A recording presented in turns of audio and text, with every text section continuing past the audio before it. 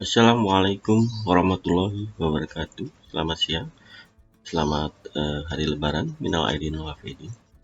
Hari ini kita masuk ke pertemuan ke-9 dengan materi virtual local area network atau disebut sebagai VLAN. Ya, sebelum kita bahas lebih lanjut, kita harus mengerti apa sih itu VLAN. Ya. Jadi di sini bisa kamu lihat di slide ini. Jadi pada dasarnya VLAN adalah sekumpulan perangkat di satu atau lebih jaringan lokal area network yang akan dikonfigurasikan oleh perangkat lunak sehingga perangkat dapat berkomunikasi satu sama lain, seolah-olah perangkat tersebut terpasang pada saluran yang sama, di mana perangkat sebenarnya menaungi sejumlah segmen LAN atau beberapa LAN yang berbeda. Ya, VLAN dibuat dalam jaringan pihak ketiga. Ya, oke. Tetapi VLAN hanya sebagian kecil dari jaringan IP yang terisolasi secara logis. Ya, jadi artinya VLAN menyediakan cara untuk menggabungkan beberapa buah VLAN agar dapat terkoneksi dengan sebuah VLAN. Jadi nanti ada namanya konsep disebut tracking. Ya, oke, kita lanjut.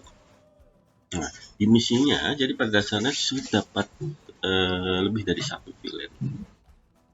Ya, bagaimana cara kerjanya? Jadi VLAN dikoordinasikan atau diklasifikasikan berdasarkan metode atau tipe yang digunakan menggunakan port dan alamat MIC. Artinya semua informasi yang mengandung penandaan atau pengelamatan VLAN disimpan dalam database atau table di suite ya pasti. Jika label didasarkan pada port yang digunakan, maka database harus menentukan port yang digunakan oleh VLAN. Jadi untuk mengatur sekler atau jembatan inilah biasa digunakan yang bisa diatur atau diatur secara sekler. Ya, artinya di sini sekler atau jembatan ini nanti menyimpan semua informasi dan konfigurasi VLAN dan memastikan bahwa semua sekler atau jembatan atau switch nanti memiliki informasi yang sama. Artinya switch menentukan kemana data dialihkan dan seterusnya. Jadi kamu harus dapat menggunakan software penghubung untuk merekam atau menandai VLAN dan mengetahui koneksi antara VLAN. Jadi membutuhkan sebuah router. Jadi menghubungkan VLAN yang beda nanti bisa menggunakan perangkat router. Ya, manfaatnya ya, jadi fungsi VLAN pada dasarnya tadi pada sebuah jaringan komputer adalah memberikan metode pada jaringan yang akan dapat membagi jaringan secara fisik menjadi beberapa domain broadcast atau siaran. Nah, domain broadcast ini biasanya batas subnet IP. Jadi setiap subnet memiliki VLAN. Nah, artinya VLAN memungkinkan beberapa LAN virtual berdampingan dalam LAN fisik atau sekuler ya. Sama seperti yang ada dua switch yang terhubung dalam satu sekler, jadi keduanya tidak dapat mengirimkan frame Ethernet ke segmen yang lain, bahkan dengan menggunakan kabel yang sama. Jadi ada beberapa jenis ya, jenis VLAN. Ada VLAN default, ada VLAN data, ada VLAN route ya, ada VLAN sound ya. Jadi yang bisa kamu lihat nanti. Jadi salah satunya ada VLAN default adalah VLAN yang sejak sekler dinyalakan pertama kali. Jadi selama konfigurasi, artinya semua port switch disertakan dalam VLAN standar.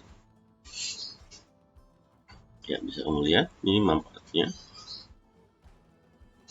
Nah, contoh di sini manfaat VLAN. Jadi ketika PC 1 melakukan pengirim paket data, ya, maka paket tersebut hanya di broadcast ada VLAN yang sama, yaitu VLAN 10.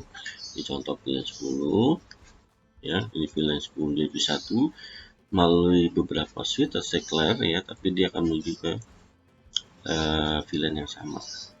Nah, ini kemari, ya. Ya, jadi manfaatnya tadi salah satu adalah mampu menjaga kinerja dari sebuah jaringan dengan menerapkan sistem keamanan. Jenis ini VLAN nanti ada VLAN data, VLAN default, VLAN native VLAN, ada manajemen VLAN, ya. Saya tip suara, ya. Oke, jadi implementasi VLAN di sini bisa kamu lihat, ya.